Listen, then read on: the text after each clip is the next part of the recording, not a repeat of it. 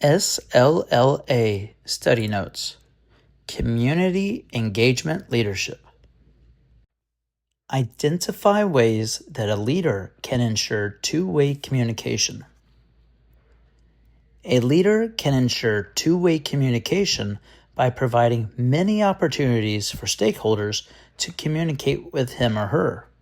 For example, a school leader may host a community meeting and provide a time during the program for stakeholders to ask questions or voice their opinions. School leaders can also make themselves accessible to those seeking to communicate with them. This can be done in several ways, such as holding frequent meetings with stakeholders or choosing certain office hours with an open-door policy. Other ways of promoting communication include sending out surveys, creating a comment or feedback box on campus, and being open to phone calls and emails. A school leader should be visible during parent and community events and display a willingness to engage in conversation with stakeholders, demonstrating receptiveness to two-way communication. Explain why two-way communication is needed. Two-way communication is the process of sending and receiving messages. In two-way communication, a person who receives a message has an opportunity to respond or send a message back to the sender. When collaborating with stakeholders and families, it is important for the school leader to provide opportunities for two-way communication, in contrast to only sending one-way messages. Two-way communication helps the leader to confirm that the message or communication was received as intended. Sometimes a message can be unclear or misinterpreted, and this confusion can be identified in two-way communication. Additionally, two-way communication allows the school leader to learn more about the opinions, needs, and concerns by key stakeholders. Finally, two-way communication promotes involvement and engagement of the stakeholders, which can foster relationships between them and the school and increase buy-in from the stakeholders in regard to schools leaders' visions and goals. In regards to the school leaders' vision and goals, describe best practices for communicating through email. When communicating via email, a school leader should make sure that the email communicates the message in the intended way. In order to do this, the leader should maintain a professional tone. Humor and sarcasm are not often conveyed well via email and should be avoided. The school leader should also review the email for proper spelling, grammar, and word use, as errors can cause the message to be misunderstood. The leader should use features such as reply all or CC with caution, only sending the email to those who need to be included in the conversation. Also, the school leader should confirm that any necessary attachments are included in the email, if applicable. It is also a good practice to confirm with the recipient that the email has been received. Emails with attachments or mass emails are sometimes redirected to the recipient's spam or junk mail folder and may not be received in a timely manner, if at all. Identify factors that a leader should consider when scheduling parent meetings. When scheduling parent meetings for large groups of parents, the school leader should consider the time of day and day of the week that these meetings are to be held. The goal of these meetings is to effectively communicate with parents in a group setting, so the school leader needs to ensure that the scheduled day and time accommodate the majority of the parents for maximum attendance. The ideal times for these events will vary based on the needs of parents in the community. In many communities, parents work during the day, so evening meetings are more favorable. In some communities, certain days of the week are dedicated to religious activities, sporting events, or other engagements, and this should be taken into consideration when scheduling a parent meeting. For example, a school leader would not want to schedule a parent meeting at the elementary school on the same evening as the high school football game, as this would put two events in competition. The school leader can talk to parents and survey families to identify ideal times to host meetings and should be open to hosting meetings at a variety of times, such as early in the morning or on weekends. Describe the benefits of involving families in decision-making. Involving families in decision-making is beneficial to both the families and the school. Involving families increases buy-in for the decisions that are made, which can lead to increased support for school initiatives. For example, if families help to decide which tutoring program to implement after school, they will be more likely to have their child participate in the tutorials. Involving families in decision-making also strengthens the relationship between the school and families and stimulates parental engagement.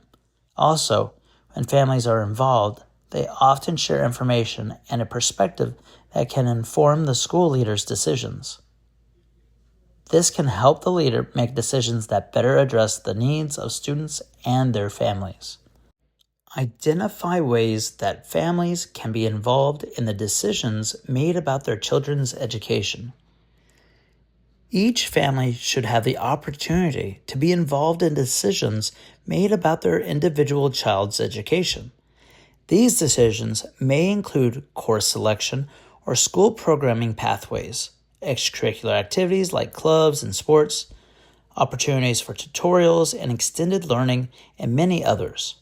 First, the school should provide clear and effective communication to the families, indicating areas of the school program in which they can help make decisions for their children. Then, the school leader can provide ways for parents to offer their opinions, such as through frequent parent meetings or holding one-on-one conferences. Also, phone calls and emails can be very effective in including parents in the decision-making process. Many schools send informative letters or bulletins home to parents to include them in the process. Some campuses have opted to staff a parent liaison who specializes in communicating with parents and encouraging their participation in the school decision-making process. Identify ways that families can be involved in school decision-making. The school leader should provide as many opportunities as possible to include families in school decision-making. First, the leader should inform families in advance of decisions that will be made. For example, the leader may alert the parents that he or she is considering converting the school playground into a garden. This gives families an opportunity to provide feedback prior to the decision.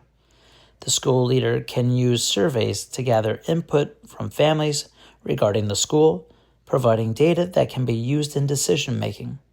Additionally, the school leader can communicate with parent organizations on campus or form a parent focus group to gather feedback and opinions on decisions to be made at the school.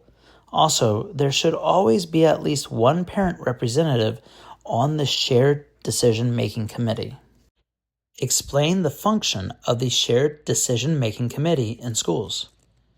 The purpose of the Shared Decision-Making Committee, SDMC, in schools is to provide a structured process for the inclusion of stakeholders in the school decision-making process.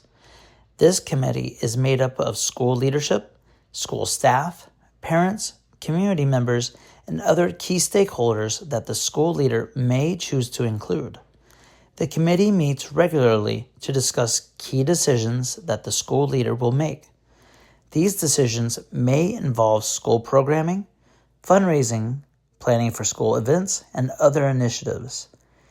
In these meetings, participants are informed of key details that should be considered in making these decisions and are given the opportunity to voice their opinions on the decisions as well as to provide recommendations. The SDMC provides recommendations to the school leader but does not have authority to dictate decisions. However, the SDMC provides an opportunity for stakeholder participation in the school process and helps to build relationships between the school leader and stakeholders. Explain the difference between formal and informal communication. Formal communication is usually prepared in advance. The school leader knows what is to be communicated and how. Formal communication is typically structured and controlled and is delivered in a formal way, such as in a presentation to the community or a speech at an event. Formal communication also involves prepared print communications, such as a letter, email, or bulletin to the public.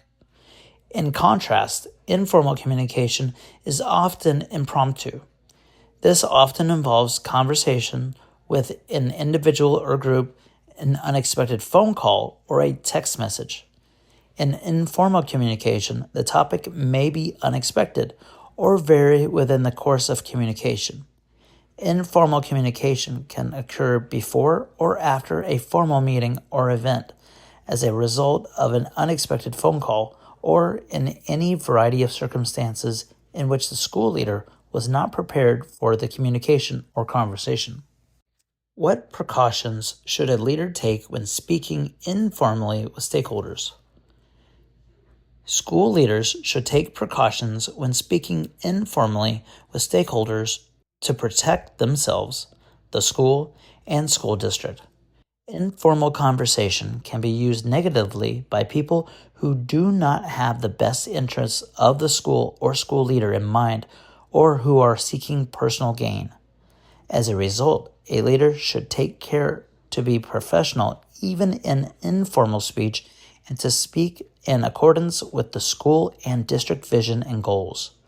For example, a school leader may make a joke during an informal conversation after a parent meeting that the parent does not believe to be in good taste. That parent can then make a formal complaint to the school district regarding the leader's professionalism.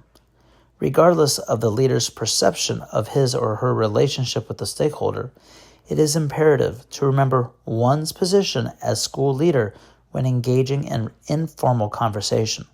The leader should view all communication, formal or informal, as a reflection of the position of school leader and of the school and school district. Describe how a leader can effectively communicate with the media. There are times that the school leader will need to communicate effectively with the media for both positive and negative reasons. The school leader should first follow the protocols and procedures outlined by the school district when communicating with the media, especially in situations in which the media attention is negative for the school or district. Some school districts centralize media communication and do not permit school leaders or other staff to communicate with the media without express approval. When communicating with the media, school leaders should speak truthfully, communicate in alignment with the school and district vision goals, and communicate according to instructions from the school district staff. A school leader can utilize media outlets to positively highlight the school, such as broadcasting upcoming events or spotlighting student and staff accomplishments.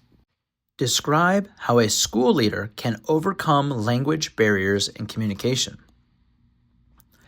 In diverse communities, school leaders often encounter language barriers when attempting to communicate with parents of students or other community members.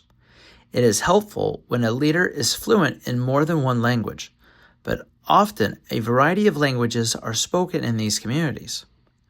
To overcome language barriers, a leader should be proactive in devising communication strategies. First, the leader should be aware of all languages that are spoken in the school community.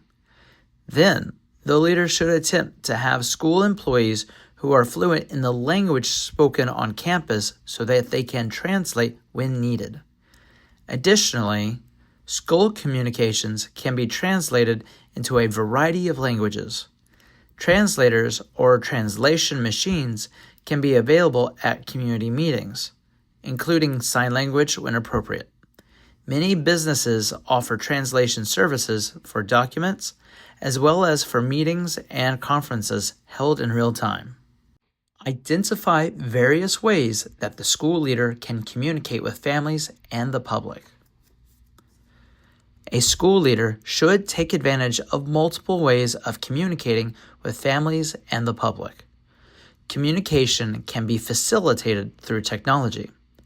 Methods include emails, electronic newsletters, websites, social media, mass automated phone calls, and other forms of technology that can be used to share messages with large groups of people.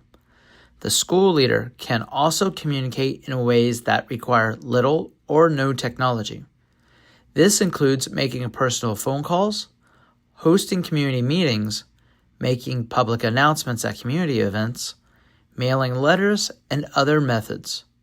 When hosting community meetings, the leader should ensure that these meetings are held at a variety of times that are convenient for parents and the community, such as early morning, late evening, or weekends.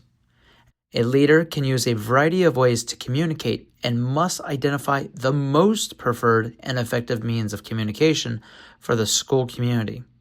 Additionally, the school leader can use multiple modes of communication to share the same message and reach as many people as possible. Identify information sources that a leader can use to learn about community dynamics. It is important for a leader to understand the dynamics of a community to meet the community's needs and to establish productive relationships. These dynamics can be revealed in a variety of ways. Often, community leaders and parents in the community are willing to discuss the community's makeup and dynamics. The school leader can search for publications, such as community newspapers or bulletins, to stay up to date on community affairs. These newspapers often highlight community leaders, organizations, community needs, and upcoming community events. Additionally, the school leader can attend community meetings, such as town hall meetings, to learn about the concerns of the community. It is also important to learn who the government officials in the area are, as well as candidates running for office in upcoming elections. Identify long-term benefits of collaborating with community members. Collaborating with members of the community can have long-term benefits for the school and the surrounding community. When there is collaboration and partnership between the community and the school, there can be an alignment of vision and goals. This fosters long-term, mutually beneficial partnerships. For example, community organizations and the school may identify a need for increased technology education within the community. They can collaborate to add technology programs in the school, programs for adults within the community, and an increase in internet access for community members. Also, community programs can be integrated into the school program and even housed on the school campus. For example, a GED program may be based on a school campus to increase accessibility to parents and encourage parental engagement at the school.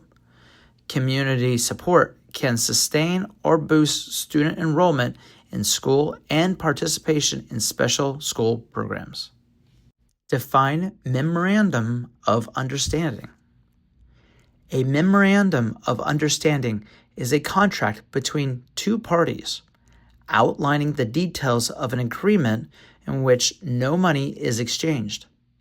It is an agreement of services to be provided. For example, an organization may offer to provide tutorial services for students in reading and math after school on campus at no cost to the school. The school and the organization would draft a memorandum of understanding that outlines the tutorial services to be provided and the school leader's promise to provide a location on campus for the services. Both parties would sign the document and receive an original copy. The verbiage of the Memorandum of Understanding can be the same as in a traditional contract, but often the language is simpler as the sole purpose of the document is to state the exchange of services with no monetary compensation. The purpose of the Memorandum of Understanding is to document the services that are to be provided. This type of documentation can be helpful for both parties in providing evidence that the services were agreed upon and delivered. Describe how a school leader can build relationships with various community organizations.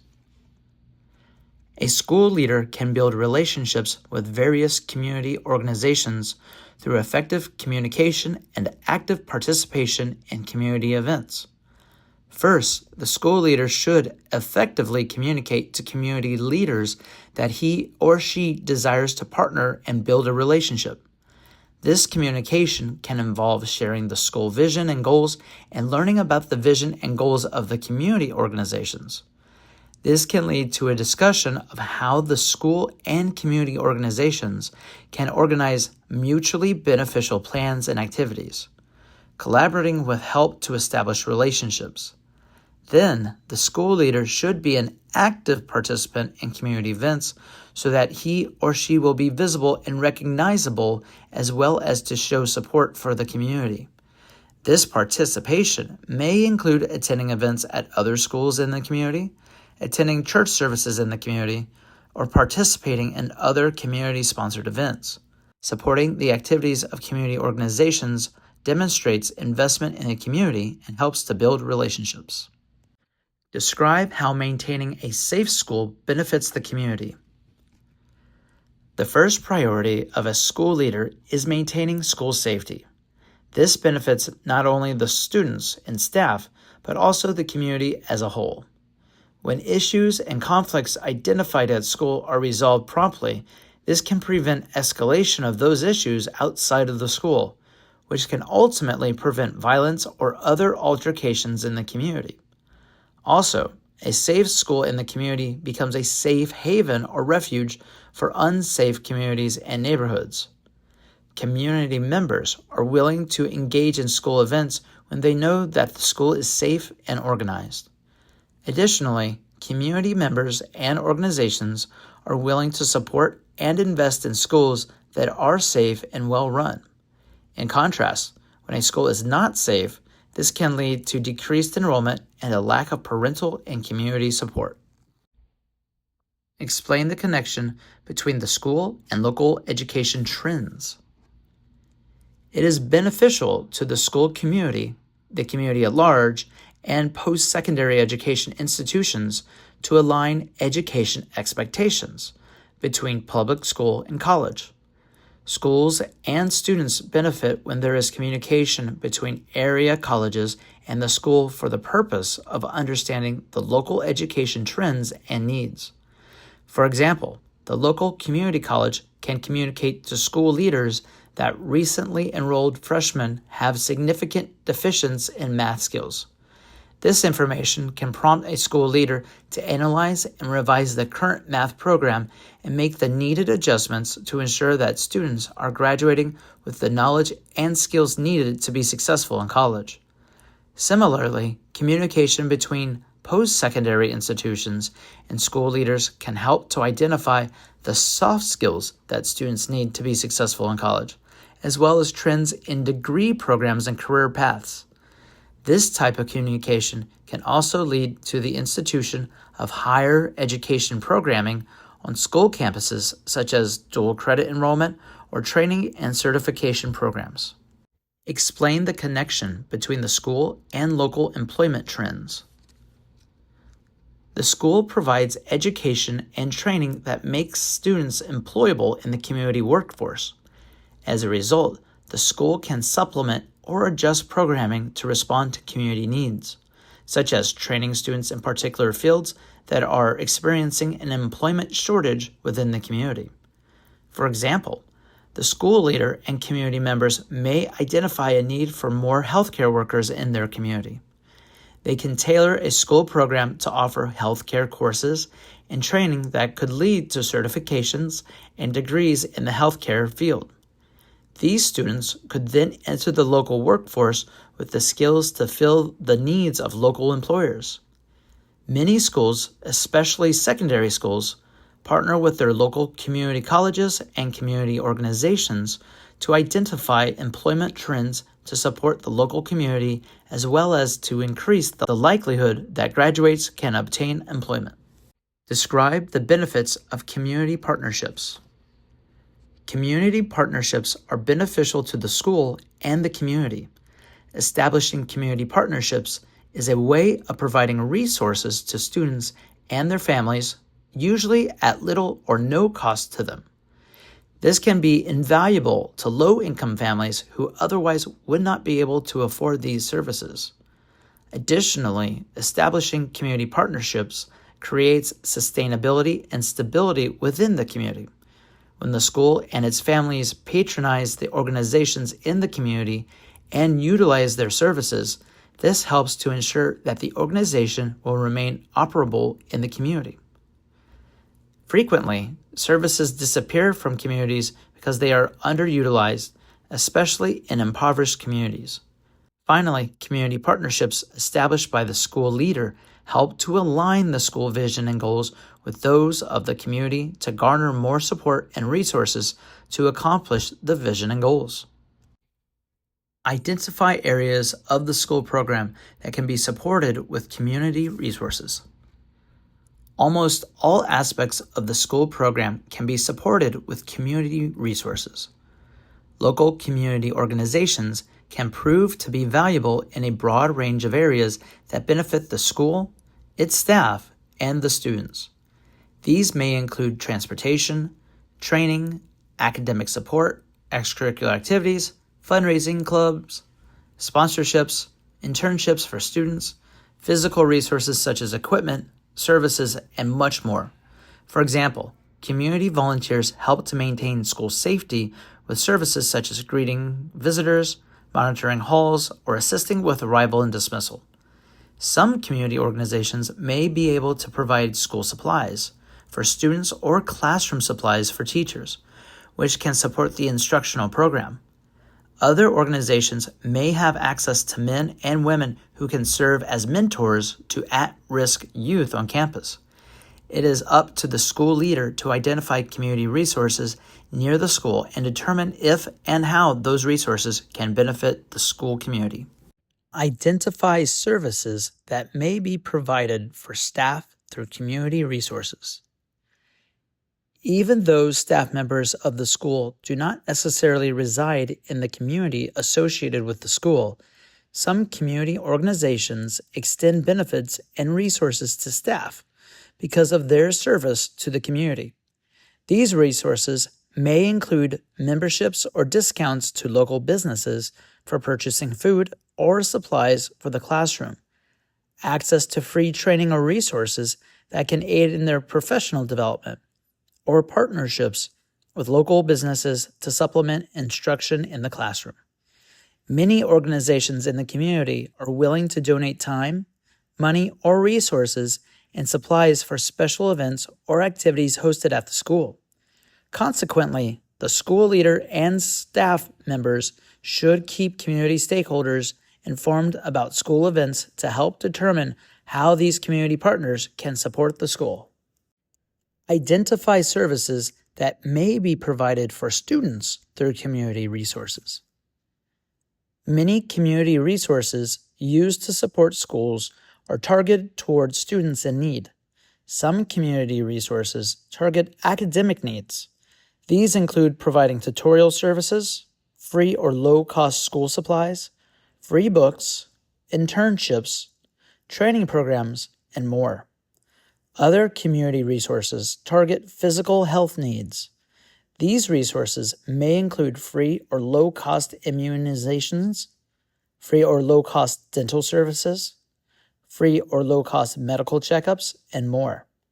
These types of resources may also address other physical needs of students, such as food, clothing, toiletries, or haircuts and grooming. Additionally, some community resources cater to the psychosocial needs of students. These resources may include mentoring, counseling, therapy, peer meditation, and many others.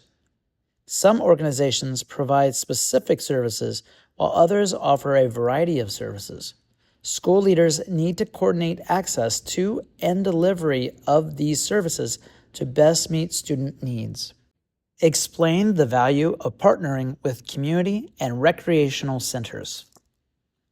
Partnering with community and recreational centers is often an opportunity to provide students and their families with resources they may not normally have access to or take advantage of. Often, community members are unaware of services that these organizations provide at a little to no cost, such as childcare, use of gym facilities, access to technology, and more. Similarly, these organizations can help to expand the school program. For example, an organization may partner with the school to provide childcare on campus for students whose parents cannot pick them up at school dismissal time. Similarly, a community center may provide GED preparation to adults and can offer these services on the school campus to parents. These partnerships are mutually beneficial and often involve sharing services and facilities. Identify services that may be provided for parents through community resources. As residents of the community, parents often have access to certain resources. At times, these resources can be delivered through the school to increase the likelihood of parental engagement in these resources. These services may include English as a second language, ESL, classes for non-native English speakers, GED or adult high school programs, technology courses, individual and family counseling, and much more. Additionally, some community services assist adults with acquiring housing or meeting household expenses such as rent, utilities, and food. Other services may include childcare, parenting classes, and other supports for the adults and their families. For many of these community organizations, the rationale for providing support to parents is that the children will benefit, which in turn positively affects their school life in areas such as attendance and academic performance. How can a school leader engage community stakeholders? A school leader can take several steps to engage community stakeholders in order to utilize community resources and build partnerships. First, the leader should communicate effectively with stakeholders. Stakeholders are more likely to engage when they are aware of the activities happening at the school, the vision and goals for the school, and the accomplishments of the students and staff. When stakeholders are aware of these things, they are able to identify where they can support the school. Next, the school leader should invite stakeholders to visit the school and participate in school activities. This may include activities such as career day, awards assemblies, graduation, fairs, and more. Finally, the school leader should engage in activities hosted by community stakeholders. This will demonstrate that the school leader is supportive of the endeavors and is open to learning about the stakeholders' roles in the community. As the leader builds relationships with these stakeholders, he or she can identify individualized ways to further engage community stakeholders.